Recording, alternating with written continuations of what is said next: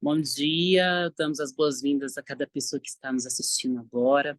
Meu nome é Maria Paula de Andrade Sato, eu falo aqui de Brasília, sou jornalista, e é um enorme prazer estar aqui moderando este evento mais uma vez que é do Elas Mais.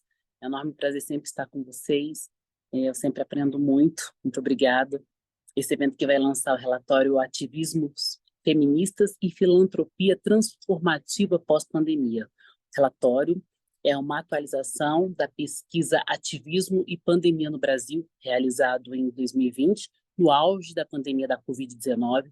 Foi uma pesquisa inédita realizada pelo Elas Mais, que trouxe dados muito importantes sobre mulheres que estavam na linha de frente do enfrentamento a todo tipo de dificuldade aflorada nesse período, né?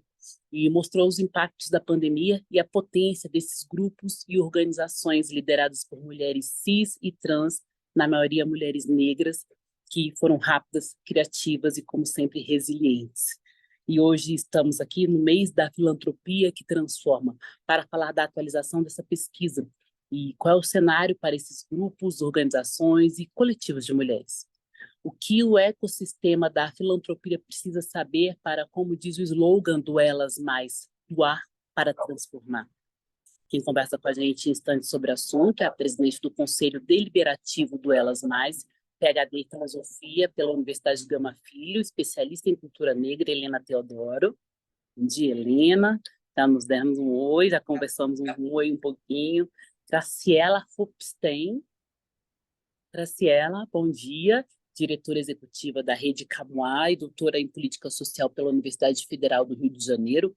Vai falar um pouco da rede, uma rede de filantropia por justiça social, e ela também vai contar sobre o mês da filantropia que transforma. A pesquisadora é analista de programas do Ela Mais, do Ar para Transformar. Seja bem-vinda. Mestre em Ciências Sociais pela Universidade Federal da Bahia, a Iracema Souza participou da pesquisa Ativismo e Pandemia no Brasil e faz essa ponte entre o cenário pandêmico e pós-pandêmico. Ela destaca a potência transformadora do investimento na mão de mulheres que conhecem suas realidades, seus desafios, mas também suas soluções. A Blenda Santos. Blenda, bom dia. Que é consultora, pesquisadora e mestre em Relações Internacionais pela Universidade Federal da Bahia. Além disso, é vencedora do prêmio Cláudio Weber Abramo de jornalista de dados. A Blenda foi responsável por sistematizar os dados coletados pelo Ela Mais a partir das inscrições para o edital Mulheres em Movimento e apresenta os destaques encontrados em instantes. Obrigada, Blenda. Convidamos também a mestre em Demografia pela Unicamp, diretora do Instituto Ibirapitanga e presidente do Conselho da Casa do Povo, a Yara Honig. Ela vai comentar a pesquisa e nos ajudar a aprofundar conhecimento sobre ativismos feministas e filantropia transformativa pós-pandemia. Convidamos você que está aí nos assistindo, nos acompanhando, ficar com a gente nesse evento. Você pode fazer seu comentário também interagindo com a gente, marcando sua presença pelo nosso chat. Se quiser fazer perguntas sobre a pesquisa, você pode encaminhar pelo QIA. Sua pergunta será respondida na última meia hora desse webinar evento. Obrigado por estar conosco no evento Por uma Filantropia Feminista, um olhar sobre o ativismo de mulheres no Brasil. Vamos começar. Bom dia para todos, para todas, para todes. É um prazer enorme poder estar querendo dar parabéns às pessoas que trabalharam nessa pesquisa do Elas, uma pesquisa importantíssima, porque situa a realidade brasileira do ponto de vista de um olhar, que é um olhar muito diferenciado, é o olhar das mulheres. Esse aspecto é fundamental dentro do Fundo Elas, onde a gente tem a possibilidade de escuta. Nós temos uma dificuldade muito grande, como mulheres, de sermos vistas, ouvidas e percebidas, e principalmente mulheres negras, mulheres trans, mulheres indígenas, mulheres quilombolas, mulheres ribeirinhas, e o Fundo Elas traz uma proposta que vem desde a criação das ordens religiosas negras. Essas ordens religiosas inovaram no processo da filantropia, na medida em que, até a criação das ordens religiosas, a filantropia estava voltada para um processo de conquista de um espaço junto à divindade, comprar um lugar ao lado de Deus.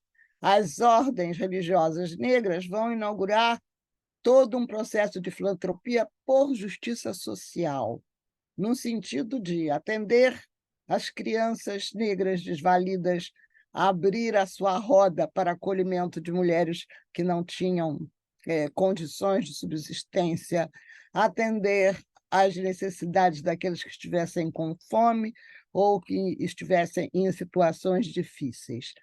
Essa visão da filantropia como justiça social é alguma coisa que norteia os fundos e a filantropia atual. O Fundo Elas, nesse momento de pandemia, buscou exatamente atender às necessidades da população, não exigindo formulários de projetos para a utilização de verba, facilitando o encontro de financiamento com a necessidade de cada território e, inclusive, escutando e recebendo as sugestões e propostas, sabendo que não somos nós que temos uma experiência maior por sermos mais velhas ou por termos uma formação de mestrado, de doutorado, de pós-doutorado, que podemos ter as respostas para resolver os problemas das diferentes comunidades. A escuta é básica e fundamental. E ter essa preocupação de não ficar, vamos dizer assim, num processo de que a nossa visão é a melhor visão, nos leva a pesquisar. Pesquisa significa contato direto com as comunidades. Significa entender que a nossa solução para os problemas que encontramos em nossa frente são apenas um dos muitos ângulos para a solução deste problema. E eu fico muito feliz, nesse dia de hoje, da gente ter essa possibilidade de prosseguir nessa pesquisa, que nos deu, inclusive, um norteamento muito grande que se relaciona a uma história que nós conhecemos muito pouco, que é a história da nossa origem de mulheres negras. Somos descendentes de rainhas, somos descendentes de guerreiras, somos mulheres sagradas, secretas e políticas. E essa concepção, que é basicamente do mundo africano, conflita com a visão de mulher no mundo ocidental, onde as mulheres, desde Platão, Aristóteles, São Tomás de Aquino, Jean-Jacques Rousseau, são vistas sempre como incompetentes, como feitas para única e exclusivamente cuidar, como tendo um QI inferior aos dos homens, inclusive como Jean-Jacques Rousseau explode, dizendo que as mulheres são esquizofrênicas sempre numa luta entre serem santas ou serem prostitutas. As mulheres, o princípio feminino dentro da visão africana atende basicamente ao que as feministas do mundo inteiro situam. O princípio feminino é tão importante quanto o princípio masculino. As nossas competências como seres humanos são tão valiosas, necessárias e importantes para o crescimento do mundo e, inclusive, se metade do mundo é ocupado pelas mulheres, a outra metade é ocupada pelos filhos delas. Nós somos aquelas que temos a capacidade de transformar. E somente nós conseguimos gerar outros seres humanos no nosso ventre. O Fundo Elas chega ouvindo as companheiras, propondo uma escuta verdadeira e buscando novos olhares, novas respostas, e só através da pesquisa e da escuta efetiva poderemos chegar a isso. Então, eu dou parabéns à Maria Paula por estar aqui coordenando esse encontro que está programando aspectos básicos e fundamentais para a continuação desse conhecimento de nossas potencialidades, de nossas possibilidades, fazendo com que aprendamos umas com as outras e entendamos que diversidade é riqueza, que é muito importante que possamos lidar com as diferentes formas de ser, de existir, de viver, de trabalhar e de pensar existentes no mundo moderno, e que, para isso, é preciso a gente se alijar de ideias preconcebidas, é preciso que haja um sentido de fraternidade e, principalmente, de possibilidades de trabalho conjunto. Muito obrigada a vocês por essa escuta e espero que tenhamos um encontro muito interessante. Eu só vou poder ficar com vocês até às 11, porque hoje eu tenho um encontro marcado na preparação pré-FLUP com as crianças de uma escola em Santo Cristo para falar de carnaval, resistência e integração de princípio feminino com princípio masculino, como preparação das crianças para a importância da leitura como meio de lidar com diferentes conceitos, diferentes ideias e diferentes possibilidades de viver.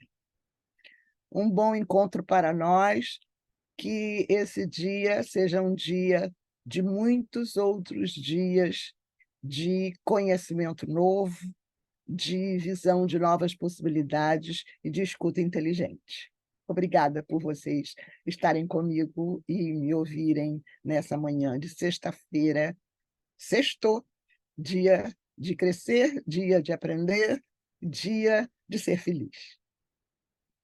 Oi, Helena Teodoro, eu agradeço, acho que todas nós agradecemos a sua presença, a sua fala, muito importante, muito generosa da sua parte. Eu que agradeço de estar com vocês aqui em mais um momento, aprendendo tanto com vocês, assim, é muito especial, realmente. Muito, muito obrigada.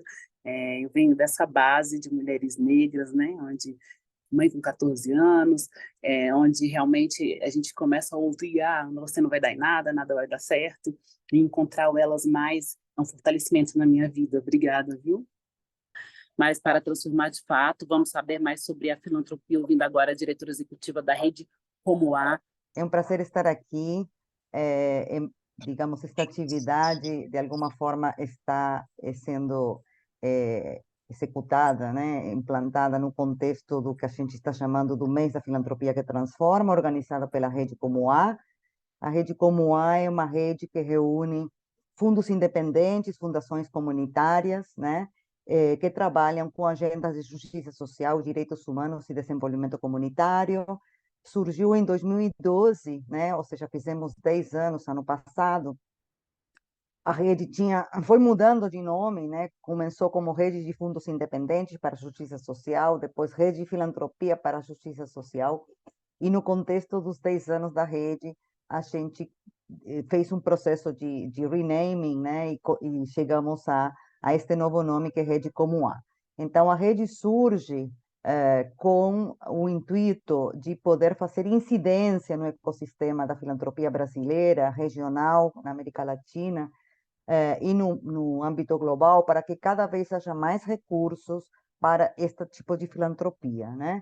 Eu queria dizer que, obviamente, o Fundo Elas integra esta rede, não apenas integra, mas foi fundadora desta rede.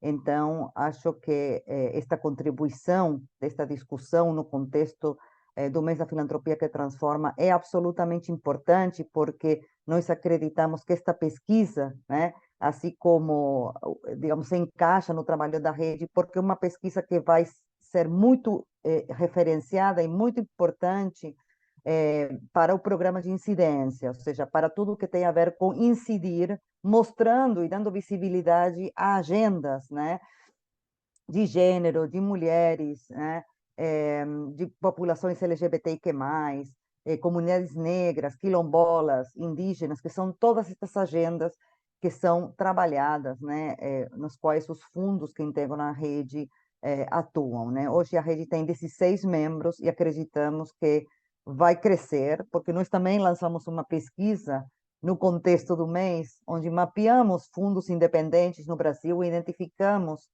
que além das 16 fundos que integram a rede, tem mais 15, né? Então, acreditamos que é uma dinâmica que começa a ter uma presença importante na filantropia brasileira, né? E é uma filantropia diferente, porque é uma filantropia voltada para as comunidades, para os grupos de base, para movimentos, né? Para tudo que tem a ver com sociedade civil. É uma filantropia que busca apoiar movimentos, né? Justamente pela luta pelo acesso a direitos e reconhecimento de direitos, né? Nas diversas áreas, mas obviamente com foco em direitos de cidadania e em direitos humanos, né? Então, o mês da filantropia que transforma, para terminar aqui e poder continuar com a pesquisa, a apresentação da pesquisa, na verdade, surge no contexto do seminário dos 10 anos, que foi realizado ano passado, porque nos interessava justamente poder continuar dando visibilidade a esta filantropia. Então, pensamos que o mês, digamos, que ele possa criar um movimento, né, amplo, dedicado a debater, visibilizar e fomentar as práticas de filantropia comunitária e de justiça socioambiental e demonstrar sua contribuição para a transformação social, né? Na chave de acesso a direitos e fortalecimento da sociedade civil e da democracia. Nós acreditamos na Rede Como A que, fortalecendo a sociedade civil, se fortalece a democracia, porque sem direitos não há democracia. Então, eu apenas vou comentar aqui, fechando aqui a minha apresentação para continuar com a pesquisa, que o mês da filantropia criou um movimento bastante expressivo. Nós tivemos 39 atividades durante setembro, sendo que 14 foram presenciais, 20 online, e tivemos também 5 campanhas e lançamentos de produtos, né? Tivemos 117 horas de atividades, e além das 16 organizações que apoiaram, né? A gente apoiou este movimento, nós também tivemos 16 organizações parceiras que se somaram a este movimento. Fora todos os impactos que tivemos nas redes sociais, que foi bastante expressivo. Então, a gente acredita que dando esta visibilidade, mostrando a potência desta filantropia transformadora, né, na qual o Elas evidentemente se enquadra, né, inclusive ouvindo a Iracema e falando, digamos, resgatando algumas ideias sobre a apresentação da pesquisa, né, acreditamos que esta pesquisa é super importante e muito relevante justamente para mostrar não apenas a importância dos ativismos feministas e dos ativismos de forma geral, né, dos ativismos de gênero, mas também porque é um elemento, né, digamos, reúne uma quantidade de informações relevantes para poder fazer incidência, né, para poder influenciar e mostrar, né, que é um movimento que precisa de apoio, que é um movimento que, quanto mais a gente investir, mais vamos conseguir realmente transformar as realidades deste Brasil. Então, era isso que eu queria trazer. Eu acho que foi um pouco disruptiva a minha participação neste momento, mas eu agradeço também o convite ao Fundo Elas por dar este espaço à Rede Como A e mostrar que esta atividade, de alguma forma, se insere dentro deste movimento da filantropia que transforma. Então, muito obrigada e podemos seguir. E agora, Iracema nos brinda com seu sorriso lindo e com todas as coisas boas que ela traz para nós. Iracema, querida, maravilhosa, Iracema, um prazer te receber, te ouvir sempre, sempre. É muito gratificante, são muito aprendizados. Muito obrigada, seja bem-vinda novamente. Obrigada, Helena, obrigada, Maria, e a todas as pessoas presentes. O lançamento, né, esse evento de discussão do relatório que visa atualizar a pesquisa que foi realizada em 2021 é de muita importância para nós, então eu vou iniciar aqui a apresentação. Vocês me informem, por gentileza, se já está em visualização. A pesquisa intitulada Ativismos Feministas e Filantropia Transformativa Pós-Pandemia traz um olhar sobre a sociedade civil, né, uma sociedade civil liderada por mulheres, cis, trans e outras transidentidades, e se propõe a responder algumas questões que são fundamentais. Como a Helena já destacou, a produção e sistematização de dados e informações sobre os ativismos de mulheres no Brasil é um processo construção, e o Elas tem trazido, desde 2021, com o primeiro lançamento, olhares e percepções a partir desse contato direto com essas organizações. Então, ao longo da nossa apresentação, vocês vão poder acessar quem são essas organizações, o perfil das lideranças, os territórios onde estão localizadas, como elas realizam a transformação, e aqui é importante dizer que a filantropia que o Elas Mais trabalha é a filantropia, se alinha a filantropia para a justiça social, acreditando e confiando na potencialidade das organizações de mulheres, quais os contextos que elas atravessam, e aí vocês vão perceber que, por exemplo, em relação ao período da pandemia, que foi onde ocorreu a primeira publicação, e esse agora, 3 anos depois, essa data, os contextos revelam que alguns problemas se mantiveram, né? Algumas consequências de problemas que surgiram no período da pandemia, e as desigualdades que se reproduzem e constituem a realidade de luta e de resistência dessas organizações, além dos principais desafios que elas enfrentam, tanto do ponto de vista da luta social e do ativismo, como da estruturação e sobrevivência dos movimentos.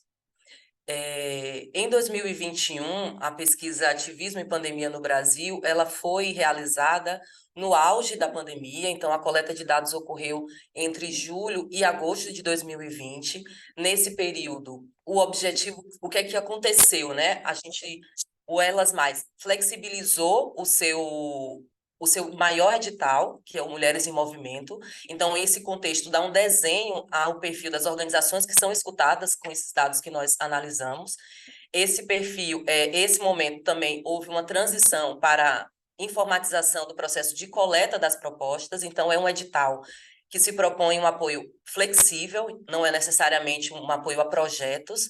Isso faz com que haja um alcance de organizações que muitas vezes não têm uma proposta ou uma infraestrutura de projeto a apresentar, o apoio do fortalecimento das organizações.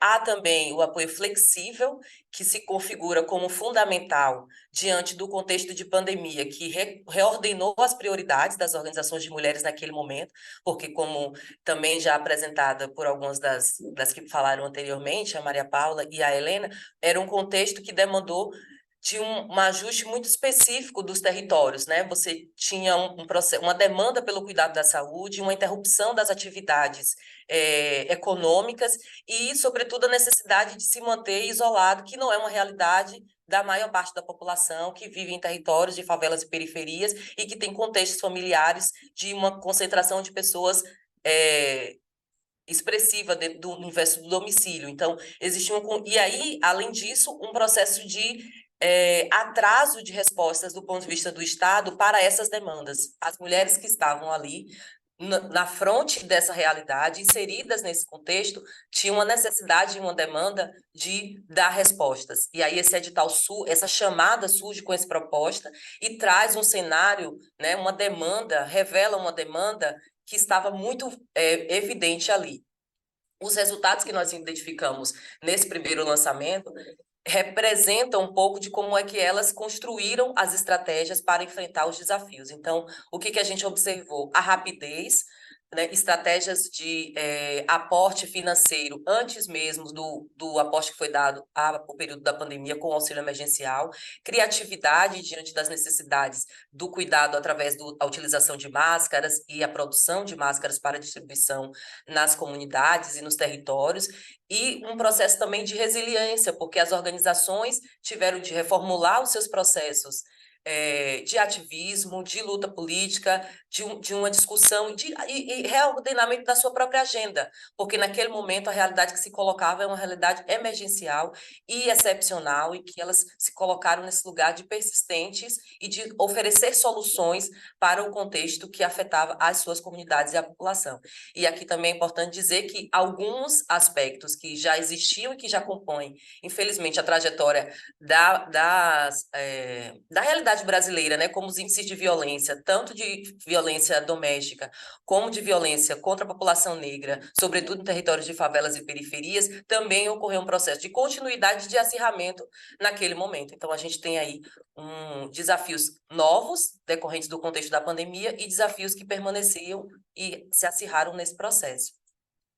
Em 2023, que é esse lançamento que a gente traz hoje através desse relatório, né, um relatório que está no processo de observar o que nós detectamos, o que foi possível compreender em 2021, e traz um olhar pós-pandemia, o que é que essas organizações, o que é que foi feito ao longo desse período. O que a gente observa é que o contexto social, político e econômico que afetou tanto a população como as organizações, ele deixa danos, e os danos permanecem, né? Então, e vocês vão perceber ao longo da discussão dos dados que será apresentado pela Blenda, que uma demanda muito grande pela necessidade de fortalecimento institucional e das lideranças das organizações, com uma necessidade de garantir a sustentabilidade, com uma necessidade de passar pelo processo de se fortalecer e de crescer como organização. E a manutenção de um desafio que já é histórico, ousaria dizer, mas um desafio recorrente do ponto de vista dos movimentos, dos ativismos de mulheres, dos ativismos feministas, que é a dificuldade de acesso a recursos. E aí isso ocorre em diferentes motivos, por diferentes razões, mas que se mantém como um grande desafio, e aí vocês vão ter a possibilidade também de acessar em detalhes e em números o quanto isso impacta sobre a trajetória desses movimentos. O que a gente observa também nesse processo, né, e traz com esse relatório, é um olhar muito, não sei se necessariamente aprofundado, mas um olhar muito atento às questões regionais, né? Foi feito um esforço analítico para compreender como esse contexto se aplicou no âmbito das regiões, e aí, em relação à pesquisa de 2021, o Nordeste protagonizou como a região com maior número de propostas enviadas. A última publicação era o Sudeste, que se mantém também como a segunda maior dessa vez, porém, o Nordeste tem o maior número de propostas submetidas, mas, ao mesmo tempo, é a região que possui o menor financiamento e a maior concentração de organizações com baixo financiamento. Então, esses são evidências, né, dessa desigualdade que se mantém do âmbito das regiões. Uma outra questão que se coloca, e aí reflete um cenário que já foi constatado em 2021, que é o autofinanciamento das organizações, né? Então, assim, os ativismos de mulheres, né, liderados por mulheres cis e trans e outras transidentidades, trazem a marca das iniciativas das próprias ativistas para garantir o funcionamento das organizações e do trabalho que elas desenvolvem. Então, se expressa entre as principais fontes de financiamento o voluntariado, os doadores individuais e a realização de eventos, de vendas e de iniciativas para captação de recursos nesse âmbito.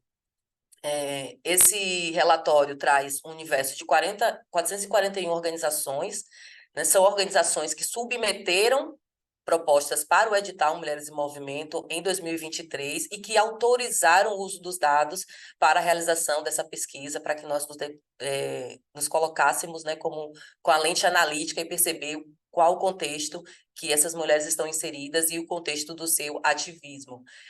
Uma coisa também que nós conseguimos trazer de inovador, mas assim, no sentido de ampliar a lente sobre esse processo, é captar como os eventos climáticos extremos têm afetado essas organizações e quais são os eventos que mais afetam, né? Que são elementos que se desenrolaram ou se acirraram nos últimos anos, afetando várias localidades, afetando várias regiões, e a gente também conseguiu identificar esse processo. Então, é um pouco do que vocês vão observar. Eu acredito que uma das questões que mais essa pesquisa traz, e a análise de dados com esse perfil traz, do ponto de vista que se encontra uma realidade muito dura e muito persistente, né, de desigualdade, de desafios, de estruturas de opressão. Você tem também, por outro lado, uma capacidade criativa, inventiva e de realização dessas mulheres.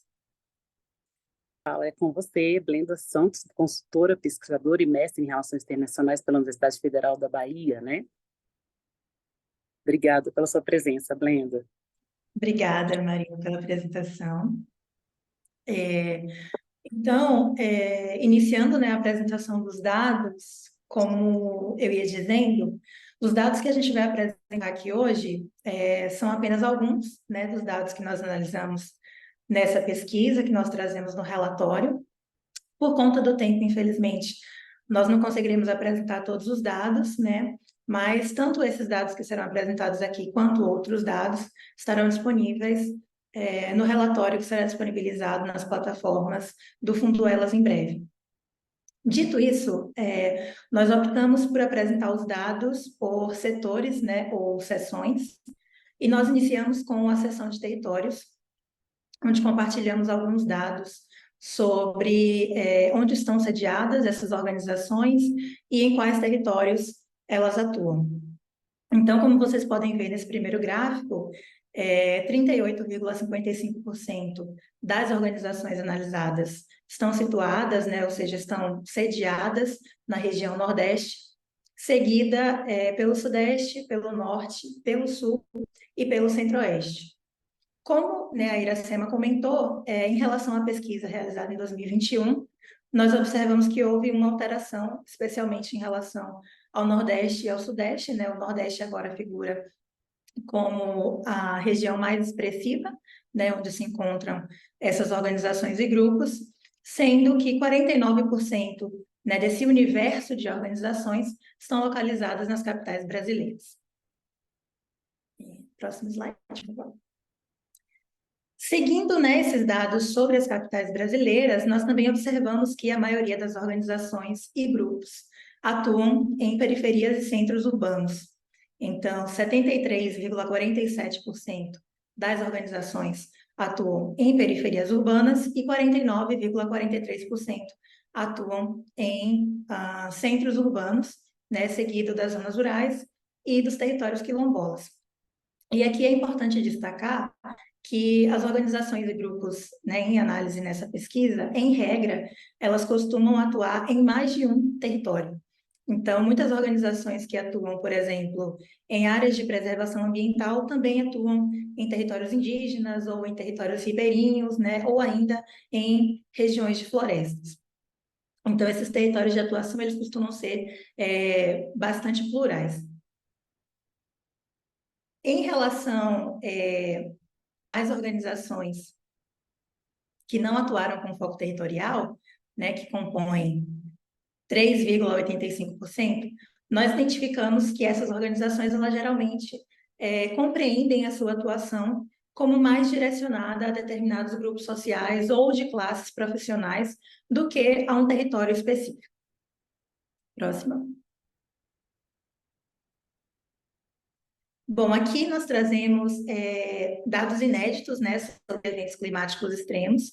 É a primeira vez que o Fundo Elas coleta esse tipo de dados em seus editais.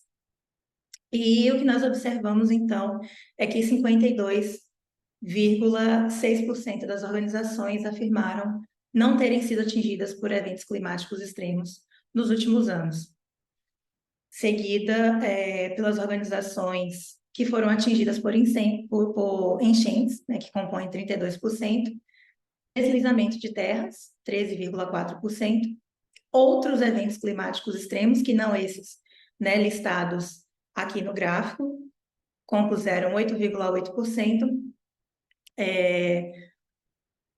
11,3% das organizações foram atingidas por secas, 7% por incêndios e 4,8% por erosão costeira.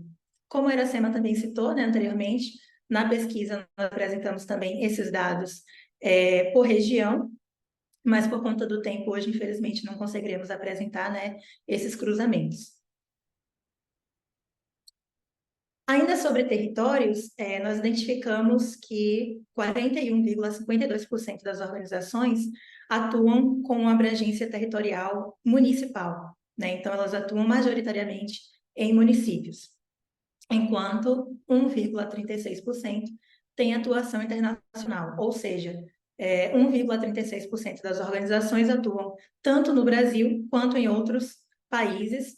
E aí, nesse sentido, nós identificamos uma pluralidade também de países, tanto nas Américas quanto na Europa, Ásia e África.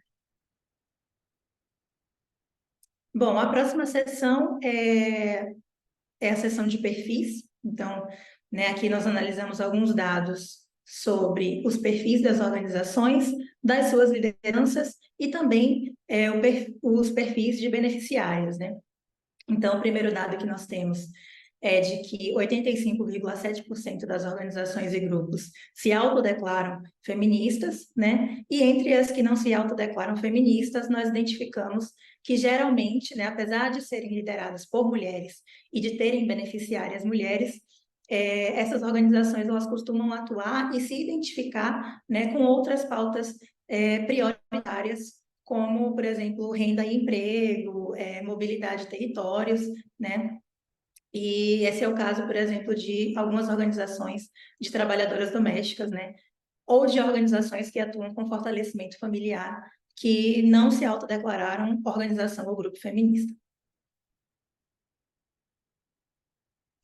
Em relação a perfis de lideranças, 80% das lideranças são negras, né? Aqui já foi falado mais de uma vez, como é importante a gente tratar os dados, né, sobre mulheres negras especialmente, porque de fato elas compõem o maior grupo quando se trata dos perfis de lideranças, seguidas das lideranças LGBTI, né, que compõem 52,61%, e das lideranças jovens, que compõem 35,83%.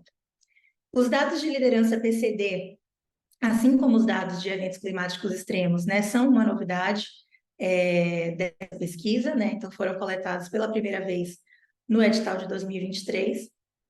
E em relação às lideranças indígenas, 10,43%.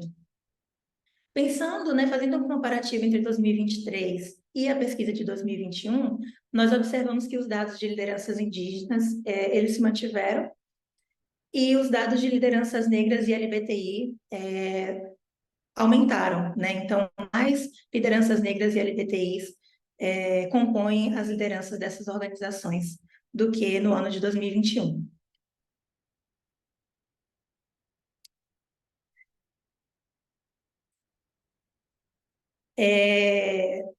Iracema, você pode voltar? Eu acabei esquecendo de falar do outro dado. Obrigada. Ainda nós temos esse dado, né, de que 1,1% das organizações possuem todos esses perfis listados no seu quadro de liderança. E aí é importante destacar, né, que nesse universo de organizações que nós analisamos na pesquisa, a maioria das organizações atuam, né, possuem no seu quadro de lideranças dois ou mais desses perfis que nós apresentamos aqui, sendo que 1,1% possuem todos esses perfis. Ainda sobre perfis, nós analisamos também os perfis de beneficiárias, né, e ou de pessoas assistidas por essas organizações, e ao total nós analisamos mais de 20 perfis de beneficiárias, mas as principais beneficiárias, né, que nós identificamos na pesquisa foram as mulheres negras, com mais de 80%, as moradoras, né, ou moradores de favelas e periferias, mulheres em situação de violência doméstica e as lideranças ou ativistas.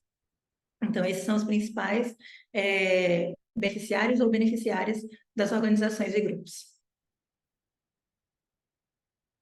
Agora nós passamos para a seção de histórico, né? E aqui nessa seção nós analisamos o contexto, né, de criação das organizações e grupos. E por ser a primeira pesquisa do Elas após, né, o fim da pandemia, após a Organização Mundial da Saúde declarar o fim da pandemia, e por ser, né, a primeira pesquisa após a pesquisa de 2021, que tratou mais detidamente sobre os ativismos durante a pandemia, nós organizamos os dados desse modo, observando o percentual de organizações que foram criadas antes da pandemia, né, ou seja, até 2019, durante a pandemia, quando a Organização Mundial da Saúde declara o início da pandemia, ou seja, entre 2020 e 2022, e após a pandemia, em 2023, quando a OMS declara oficialmente o fim da pandemia.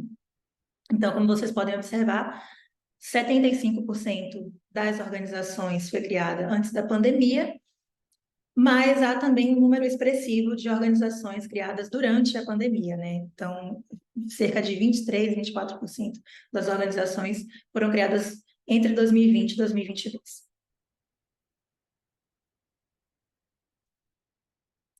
Nesse sentido, sobre o histórico e criação das organizações, nós identificamos também que, em regra, as organizações e grupos liderados por mulheres cis, trans e outras transidentidades são criadas em contextos de violência e de vulnerabilidade social, vivenciadas especialmente pelas suas lideranças e ou pelas comunidades onde elas estão inseridas, onde elas atuam.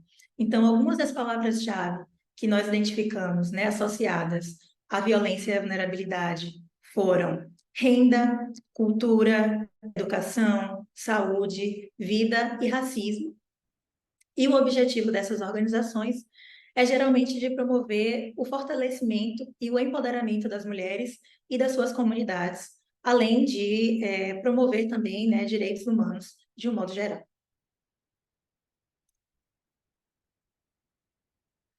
Bom, agora nós iniciamos a apresentação, né, de alguns dos dados que nós identificamos sobre estrutura organizacional.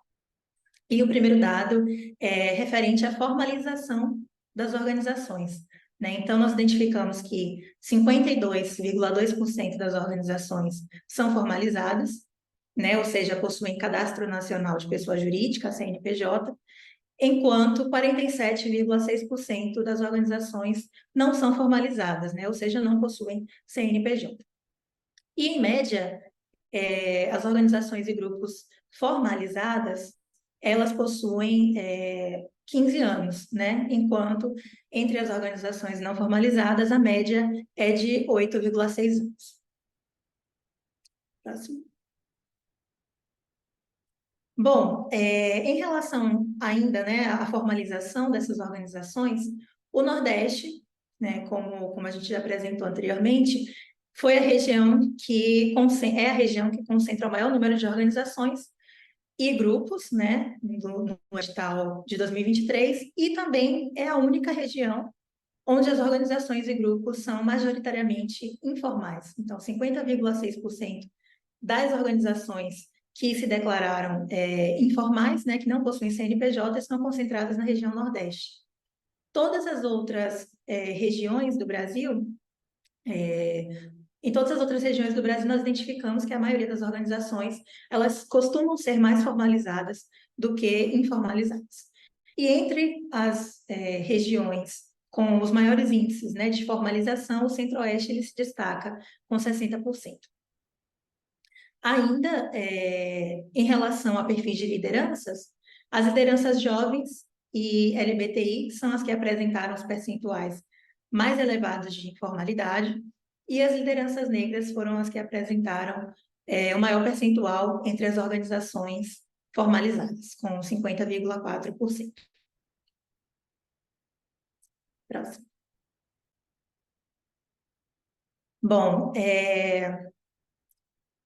em relação à natureza jurídica, 31,29% das organizações se caracterizam como associação, né, seguidas de 31,7% que se caracterizam como coletivo ou coletiva. E a maioria das organizações e grupos em análise desse universo, né, de 441 organizações, nós identificamos que 57,14% se estrutura a partir de uma coordenação, diretoria ou secretaria executiva. E esses dados, né, sobre estruturação de coordenação, diretoria ou secretaria executiva, eles acabam sendo muito equilibrados também entre as regiões brasileiras. Próximo slide.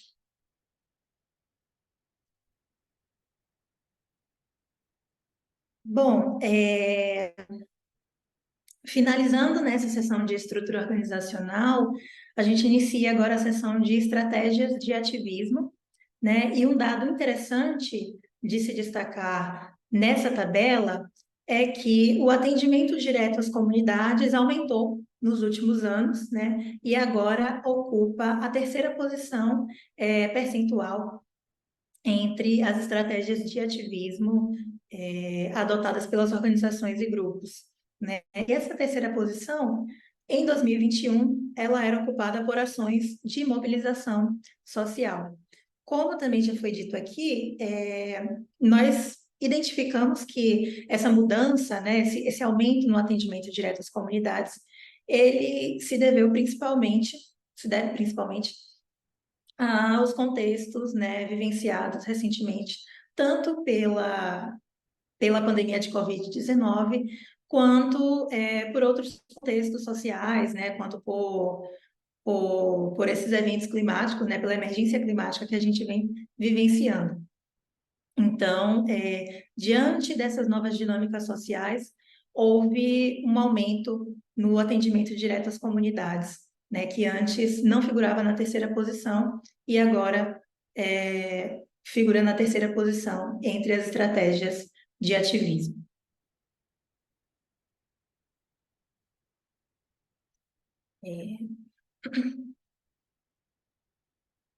Isso, próximo slide. E aí, nesse sentido, pensando nesses dados sobre atendimento direto às comunidades, né, e sobre estratégias de ativismo de um modo geral, as lideranças indígenas e negras, elas são as que mais realizam atendimento direto às comunidades e também são as que mais realizam ações coletivas ou trabalhos em rede. E ainda é interessante destacar sobre esses dados, né, que quase todas as organizações e grupos desse universo de 441 organizações atuam com 2 ou mais estratégias de ativismo, sendo que 41,5% atua com todas essas estratégias de ativismo que nós listamos na tabela anterior. Próximo. Bom, então agora nós entramos na seção de financiamento, né? Então, em 2022, 37,87% das organizações investiram entre R$ 10.001 e R$ 50.000, e esse percentual, né, de 37,87% foi o percentual mais expressivo entre todas as faixas de valores de investimento analisadas na nossa pesquisa. O percentual menos expressivo foi de 2,72%, que se refere aos investimentos acima de R$ 500.001, né, e que também inclui os investimentos acima, né, da casa dos milhões. Então, a maioria compreende essa faixa de 10 mil e 50 mil, e o percentual menos expressivo acima de R$ 500.000. Próximo.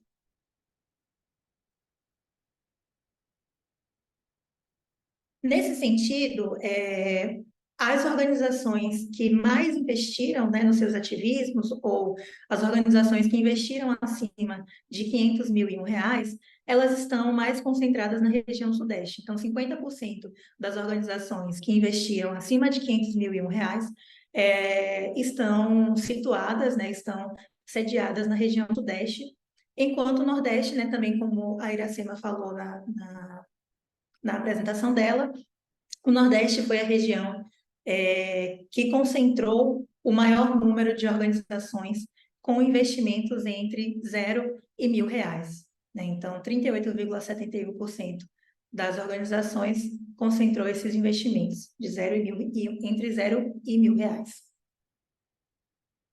Próximo. Bom, as principais fontes de financiamento, também a Iracema ela comentou sobre isso.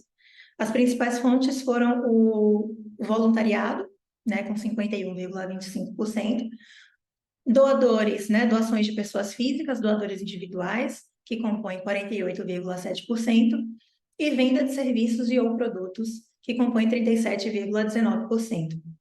Essas foram as principais fontes de financiamento, né? No nosso relatório, nós trouxemos também outras fontes de financiamento apontadas pelas organizações, mas essas foram as principais. E, dentre esse universo de organizações, 94,56% afirmaram ter dificuldade, né, em acessar recursos e investimentos.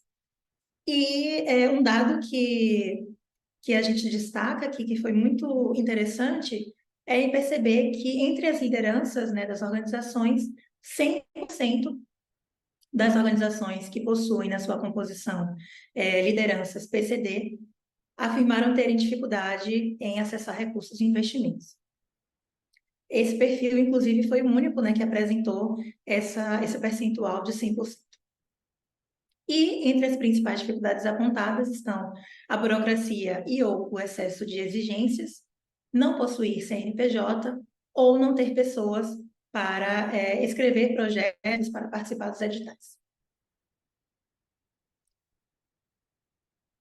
Em relação a parcerias, nós também identificamos que quando as organizações possuem parcerias, elas costumam firmar parcerias com 2 ou mais organizações ou setores de atuação, e 68,5% firmou parcerias com ONGs e grupos de outros movimentos sociais, seguido pelas ONGs e grupos de mulheres e ou LGBTI e governos municipais. Em relação a esse dado, outras, né, que compõem 29,9% das parcerias, nós identificamos que as organizações elas costumam firmar parcerias também com universidades, né, e iniciativas educacionais, fundações e ou órgãos do Poder Judiciário e de promoção de direitos, como tribunais, defensorias públicas, ministérios e conselhos.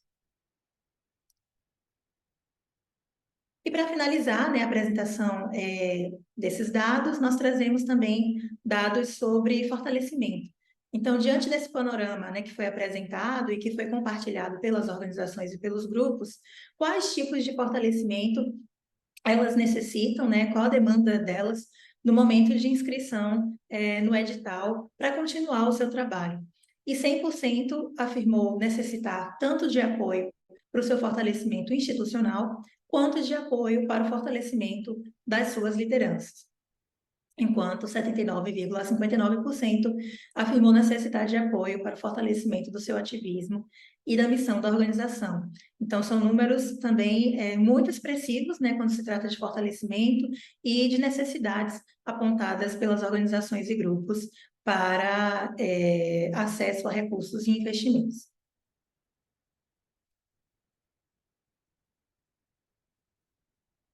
Bom, esses foram os dados, né? Mais uma vez eu gostaria de agradecer a atenção e reforçar que esses são apenas alguns dos dados que nós analisamos, né? Mas a pesquisa vai estar disponível na íntegra em breve nas plataformas do Fundo Elas. Obrigada. Obrigada, Blenda Santos. Esses dados são muito importantes, né, para influenciar e animar o ecossistema da filantropia e investimento social brasileiro a investir nos direitos das mulheres cis, trans e outras transidentidades, né? Assim, pesquisar, entender, comentar, divulgar. Então, muito obrigada, Blenda. Falar de filantropia é transformador, mas praticar é ainda mais, né? A gente precisa de práticas. Vamos para a ação. Convidamos agora para comentar a pesquisa a Yara Hunke, mestre em Demografia pela Unicamp, diretora do Instituto Ibirapitanga e presidente do Conselho da Casa do Povo. Yara, bom dia. Oi, bom dia a todas. Obrigada, Maria Paula. É com Eu queria, você, muito obrigada. obrigada. Eu queria super agradecer por esse convite. Acho que agradecer ao Fundo Elas, agradecer a todas as companheiras de mesa aqui, Graciela, Blenda, Iracema e a Helena também, que são pessoas super referência para mim. Então, é um prazer enorme estar com vocês hoje, com todo mundo que está aqui escutando a gente.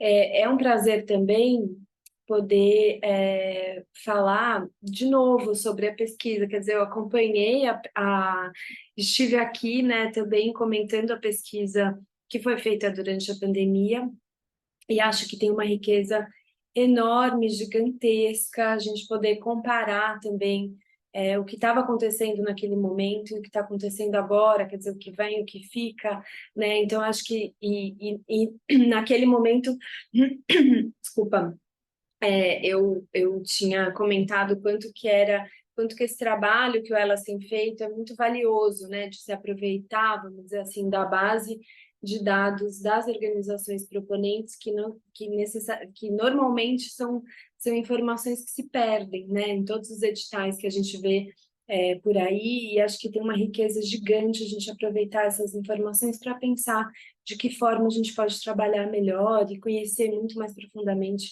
a estrutura do ativismo feminino e feminista das organizações brasileiras, né? Também queria só, antes de qualquer coisa, agradecer também, saudar a iniciativa da Rede Como A e do Mês da Filantropia, que gerou atividades tão interessantes que a gente pôde, inclusive, algumas delas acompanhar, e saudar essa iniciativa. Que eu acho, enfim, acho que naquele momento, acho que tem uma coincidência importante, né, Iracema e Blenda, que as duas pesquisas, elas são simultâneas também à pesquisa do GIF, né, que trabalha com o perfil da filantropia brasileira, evidentemente da filantropia associada ao GIF, e naquele momento do lançamento da pesquisa anterior, a gente comentou muito sobre o que tinha sido mobilizado em termos de recurso pela rede GIF naquele momento da pandemia e o quanto desse recurso estava sendo repassado para essas organizações que são o universo dessa pesquisa, né? E aí a gente vai ter o lançamento em breve, né? A gente já está podendo, em breve, acessar esses novos dados, então acho que tem uma coincidência temporal muito interessante para a gente também poder ver esses dois universos, né? Eu estou super curiosa para ver os resultados e poder também, depois a gente pode super conversar, ver os cruzamentos entre essas duas pesquisas, que eu acho que também é super importante. A gente tinha muitas dúvidas naquele momento, né? O que fica e o que passa de um momento de grande mobilização social que se conformou durante a pandemia, e acho que essa pesquisa começa a trazer algumas dessas respostas, né? Mostrando a força da sociedade civil brasileira no enfrentamento dessas urgências que se colocaram naquele momento, mas, sobretudo, das novas urgências, porque as urgências já seguem sendo colocadas, né? Ainda que de formas diferentes. Então, eu acho que é muito importante a gente poder ter esse comparativo para poder pensar o que fica e o que se transforma, né, no perfil e na atuação das organizações e dos novos coletivos, né? Eu disse lá atrás que eu tinha um risco de poder parecer otimista. Eu acho que eu estou correndo esse risco de novo, então eu queria colocar aqui algumas das coisas que eu vou trazer, ainda não deslegitimam as fragilidades e as dificuldades, tá? Mas eu acho que é importante também trazer algumas coisas que a pesquisa traz em termos de potência desse ativismo e dessa organização, dessas organizações que estão contempladas na amostra. Eu queria trazer só alguns pontos, acho que a pesquisa que a gente pôde ver agora na apresentação da Iracema e da Blenda traz muitos elementos para a investigação, longe de mim querer comentar todos eles, mas eu queria trazer alguns pontos, acho que eu separei uns 6 pontos para a gente discutir aqui juntas, né? Acho que um primeiro tem a ver com a dimensão territorial, né? Que é um elemento muito forte da pesquisa. Eu acho que tem uma coisa muito interessante de reforçar a multiterritorialidade das organizações, quer dizer, ainda que presenças muito fortes e presentes nas localidades e nos territórios, a gente vê uma movimentação em torno dessa multiterritorialidade e de que as organizações não ficam limitadas a apenas um território. Eu acho que isso é super importante, não só para a gente entender a própria estrutura das organizações e a importância de se pensar nessa multiterritorialidade já no começo dessa atuação, né? Então, eu acho que a pesquisa trouxe esse espalhamento nas regiões, acho que o maior número de organizações no Nordeste é um dado que a gente tem que olhar com muito carinho. Isso, historicamente, é uma inversão, vamos dizer assim, né, da concentração das organizações no Sudeste, e principalmente em relação a 2021. E acho que a gente tem que olhar para isso com carinho, assim, né, para a gente...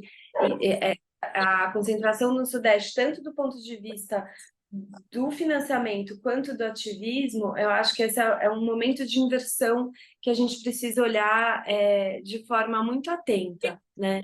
E acho que tem uma dimensão que, ainda que a gente veja esse espalhamento nas outras regiões, sobretudo no Nordeste, acho que, ainda assim, 47% das organizações que declaram ter uma abrangência nacional ainda estão localizadas no Sudeste, né? Então, eu acho que a gente podia pensar o que a gente precisa fazer para que isso seja invertido, para que também as organizações do Norte e Nordeste, e não as do Sudeste, possam influenciar o campo ativista das organizações do Nordeste, que ainda é um movimento, né? Como que a gente faz para mudar essa flecha?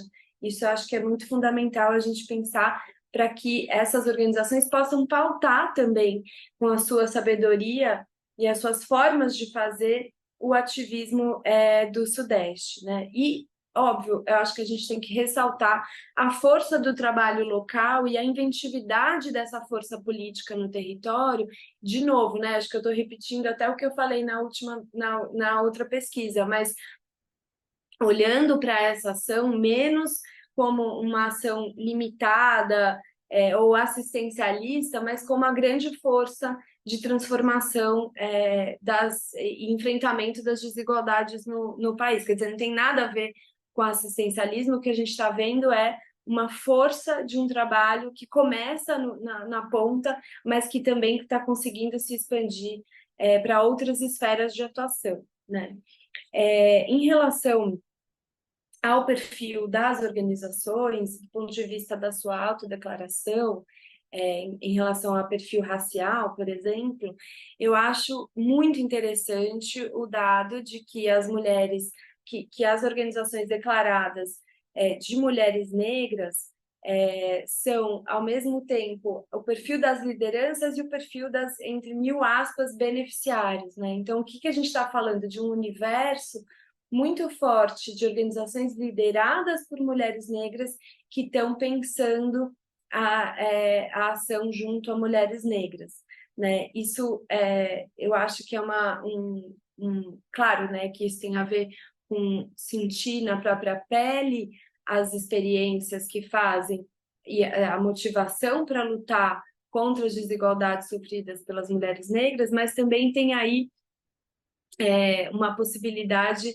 de romper, vamos dizer assim, com a fronteira que separa quem é o proponente e quem é o beneficiário dos projetos, né, e das organizações. Eu acho isso muito interessante de pensar, e acho que a gente também tem uma agenda aí de pesquisa para refletir sobre isso, principalmente porque a gente sabe que o futuro está desenhado, né? Deve ser pensado a partir da experiência das mulheres negras brasileiras, né? Então, eu acho que isso é um ponto super importante, né? Quer dizer, reforçar o quanto a tecnologia de reflexão sobre ativismo, sobre trabalho de base, sobre advocacy, etc., está nesse lugar, e ainda que a gente saiba que nos espaços de representação as mulheres negras ainda não estejam devidamente representadas, né? Então, acho que não é só para a gente reconhecer que as mulheres negras se conhecem mais essa própria realidade, mas é porque também são mais capazes de lidar com essas questões objeto das organizações, né? E acho que tem muitas organizações de mulheres negras brasileiras que têm ensinado isso de forma muito consistente, com muita qualidade. Acho que a gente tem que conseguir olhar para isso com afeto, no sentido de conseguir se transformar a partir dessa experiência. Em relação às novas formas de organização associativa nesse pós-pandemia, né, eu acho muito interessante o dado de que 20%, 25% das organizações foram criadas durante a pandemia, e porque, de fato, houve, né, no Brasil uma mobilização maior em relação às urgências que a gente estava observando, mas que essas organizações seguem firmes, né, com dificuldades, com questões em relação a financiamento, mas se a gente pergunta o que fica e o que foi embora, né, eu acho que a gente está podendo olhar que tem muita coisa que ficou. Né, e isso acho que é uma agenda de pesquisa. Quem estuda a sociedade civil brasileira a gente vai ter que sempre olhar para esse momento com muita atenção, né, e entender o que de fato a gente conseguiu mobilizar nesse período, que vai ficar como um legado para o fortalecimento da sociedade civil, né, considerando, como eu falei, que as urgências permanecem e não vão embora tão cedo. Né? Eu acho que tem outras pesquisas, assim como eu comentei da pesquisa do GIF, eu não sei se vocês conhecem a pesquisa TICOS-FIL, que é uma pesquisa voltada a entender o uso de tecnologias por parte da sociedade civil brasileira, mas e que traz algumas informações muito relevantes, porque também tem uma amostra significativa. E eu acho que a gente não conhece ainda, né, o perfil dessas novas organizações que se formaram durante esse período. No olhar da pesquisa TICOS-FIL, tinham vários indicadores que mostravam, por exemplo, que muitas das organizações que foram criadas nesse período são organizações conservadoras e ligadas, por exemplo, às igrejas e às estruturas religiosas, né? Então, eu acho que a gente tem que olhar de verdade.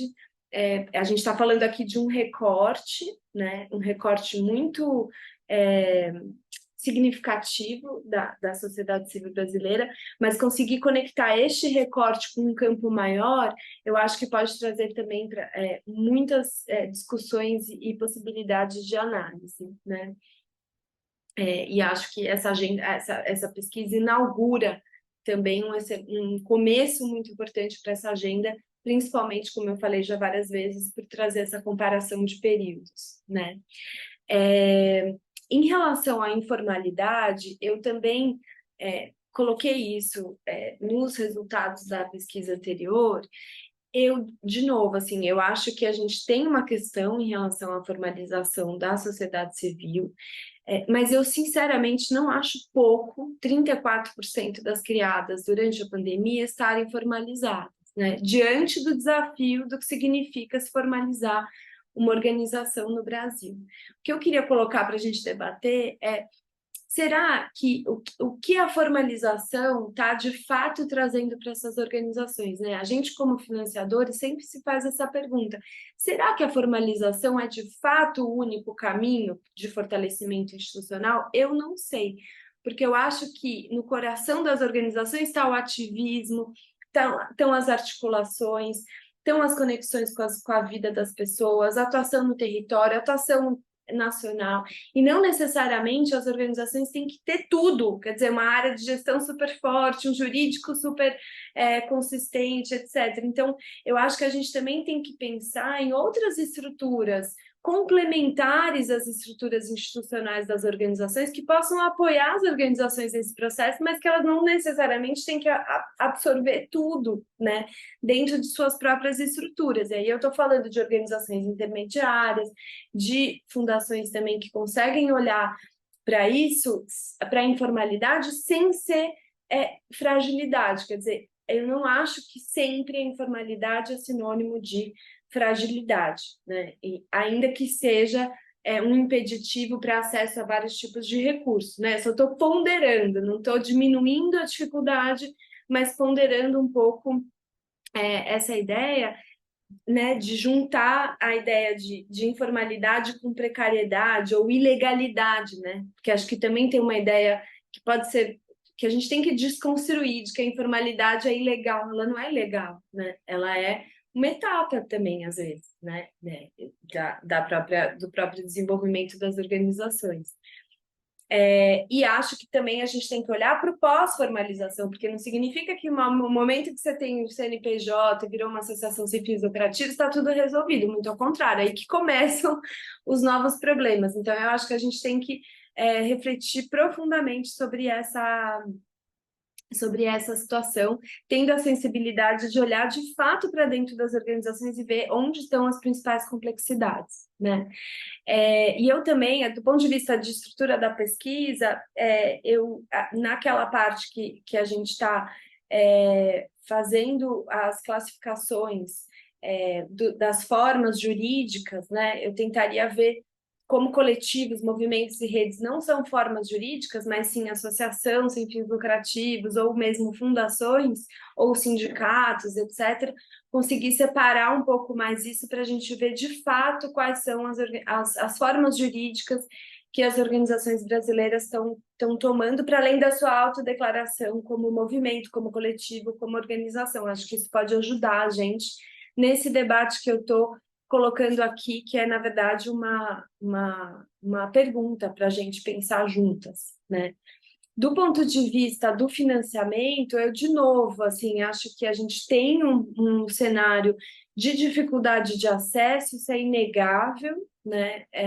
A gente tem uma distribuição desigual do acesso a recursos financeiros por parte das organizações brasileiras, mas eu acho também que se a gente pensa em coisas que ficaram da pandemia, tem uma que ficou que é muito importante reforçar, que é a força das doações individuais, né?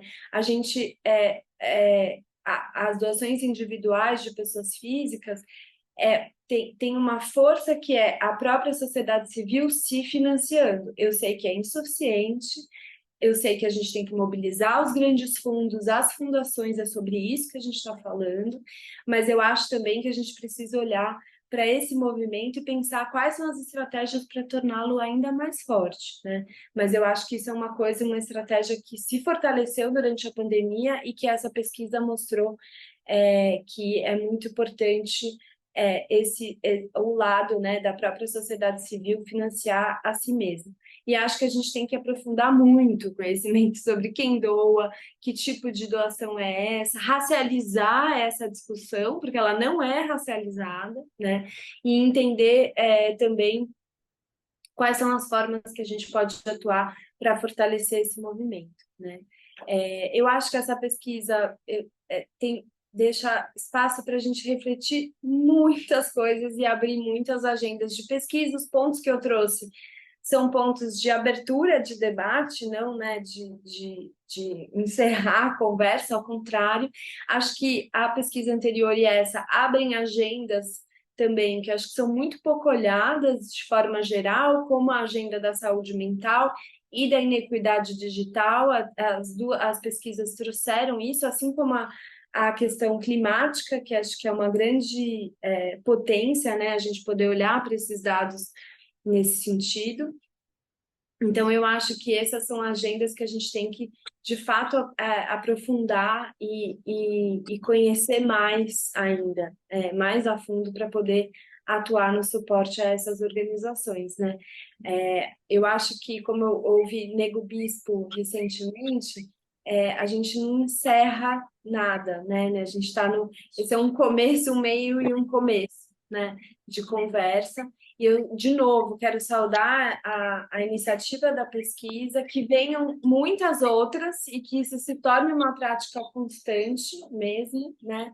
Do elas, e não só do elas, mas de todo o campo. Conhecer é agir, né? Acho que dados são sempre instrumentos políticos, e esses dados que estão concentrados nessa pesquisa são instrumentos fundamentais para a gente pensar o campo. Por último, só uma recomendação que a gente possa, nos relatórios e na divulgação, fazer ainda mais cruzamentos entre as duas pesquisas. Eu sei que as amostras são diferentes, mas que eu acho que isso pode dar ainda mais elementos do que a pesquisa já trouxe para a gente pensar e, sobretudo, para a gente transformar e fortalecer esse campo tão fundamental para o Brasil e para a defesa da nossa própria democracia.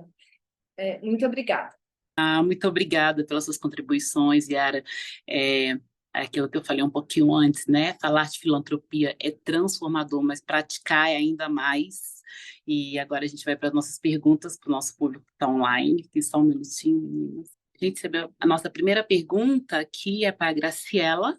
Oi, Graciela. A pergunta número 1 aqui é feita pela Vanessa Maria Gomes Barbosa, e ela pergunta de forma concreta como a filantropia feminista e negra pode impulsionar a superação do voluntariado precarizado pelo fomento do fortalecimento de organizações negras nos territórios com acessos a recursos. Obrigada. Bom, é uma pergunta complexa que eu não sei se vou conseguir responder ela na sua totalidade, mas uma das coisas importantes para salientar é que todas as organizações que integram a rede, como são organizações doadoras em diversos temas e em diversos territórios. Algumas atuam em nível nacional, algumas atuam em nível territorial, mas todas essas organizações lançam permanentemente editais, ou chamadas, ou cartas convites para apoio, né, de organizações da sociedade civil. E a questão racial e a questão de gênero e racial são temas que, inclusive, a pesquisa que eu compartilhei aqui no chat, demonstram que são temas absolutamente predominantes nas agendas dos fundos. E são tratados de forma interseccional, ou seja, quando se lança um edital, por exemplo, de mudança climática, ou alguma questão vinculada ao clima, a questão de gênero e raça são questões absolutamente relevantes. Então, são temas absolutamente interseccionais. E outra das coisas importantes para salientar é que a maioria das organizações que integram a rede apoiam o desenvolvimento institucional, ou seja, o fortalecimento de organizações. Então, não são apenas projetos, né, de mulheres negras ou de mulheres quilombolas ou mulheres indígenas, né? São, digamos, iniciativas voltadas a fortalecer organizações, né? Então, o que eu digo, na verdade, em resposta, eu vou realmente responder em função das minhas informações, é que os fundos da rede estão todos comprometidos com essas agendas. Na Rede Como nós lançamos permanentemente, divulgamos permanentemente os editais, então podem acompanhar, né, as atividades via site da rede, e então, a partir dali, entender um pouco quais são as possibilidades concretas de financiamento. Efetivamente, né, nós sabemos que o financiamento não é muito expressivo, infelizmente. Não existem na filantropia brasileira muitas iniciativas voltadas a apoiar estas causas. A Yara falou das associadas ao GIF, né, das organizações que integram o GIF. Dentro do GIF, inclusive, existem organizações que sim apoiam estas agendas, mas não são, digamos, a maioria. Mas eu diria que a filantropia independente se olha para estas agendas de uma forma bastante significativa. Eu não sei se respondi, porque eu não posso falar, digamos, apenas do ponto de vista da filantropia feminista negra, mas sim poder dar um panorama geral, como esse financiamento hoje ocupa um lugar na agenda, né? Na agenda das organizações que integram a rede e na agenda da filantropia independente, né? Obrigada, Yara. Obrigada, Graciela. A segunda pergunta nós temos aqui é da Jussara Santiago para Iracema. Sim, tudo bem. Iracema, a partir dessa live de hoje, quais os próximos passos vocês planejam implementar? Próximos passos vocês planejam implementar? Obrigada. Eu quero agradecer primeiro a Yara pelos comentários à pesquisa, né? E também a pergunta. Antes de responder essa pergunta, eu só quero falar uma questão sobre a formalização, que era um ponto que eu, na verdade, tinha destacado para falar anteriormente e acabei não fazendo, né? Quando a gente pensa nos percentuais, né, de organizações que possuem CNPJ e não possuem CNPJ, e aí também daí surgiu o interesse em perguntar quais eram as dificuldades de financiamento, é porque a gente imaginava e já tinha percebido que há uma relação muito próxima entre acessar recursos e a exigência do CNPJ.